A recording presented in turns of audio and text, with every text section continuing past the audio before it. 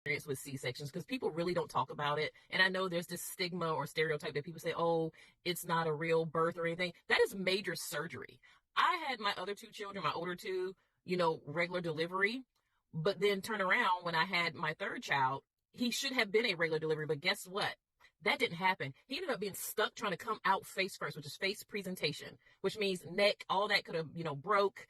I could have been hurt in the process of delivering the natural way. And you know what? I'm so thankful that that doctor decided to go ahead and do the emergency C-section. No matter how scared I was, because I didn't know what to expect. My husband was in the hospital with me. He was in the room. And then, next thing you know, she said emergency C-section. My husband's eyes got big. He called my mother immediately.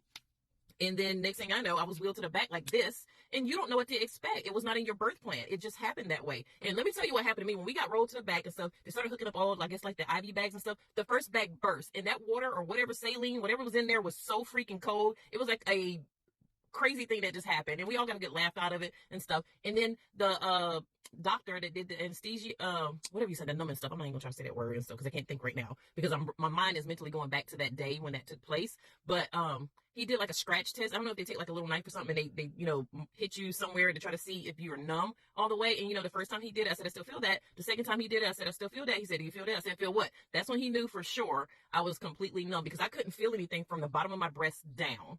It was like the craziest feeling ever. And next thing you know, we rolled into a full C-section. My husband was right beside me. They got all that done, pulled my baby out, and we let him be a surprise. We didn't find out if he was a boy or girl. When he came out, and that's what it was.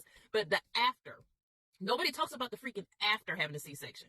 After having a C-section, you can't cough, you can't laugh, you can't fart, you can't do none of that stuff. It was so hard for me to get out of the chair. I was so thankful that my husband was very hands-off. He took off of work. There was no questions about it. He took off and stuff, and he helped support me that entire time, helping me get up, helping me with the baby and stuff. I was in so much pain trying to get up, trying to fart, couldn't laugh, none of that stuff. It was very uncomfortable, and people don't even realize that can give you PTSD. Like, I will not have another child because of my experience with that C-section. Even though I'm very thankful that it allowed me to have a safe delivery, I was freaked out about it. I went through so much pain. It was not normal. And having to wear a pad across the incision, like all that was just crazy. And, a little gaping hole, you had to watch that it was closing up and all that. Like that shit is crazy. And nobody talks about that stuff. And I'm not trying to scare any moms or anything like that, but I was not prepared because I wasn't, totally surrounded by people in my life close to me that went through that process. So all I knew was just bits and pieces of people mention a C-section, not necessarily what really happens, what really goes on.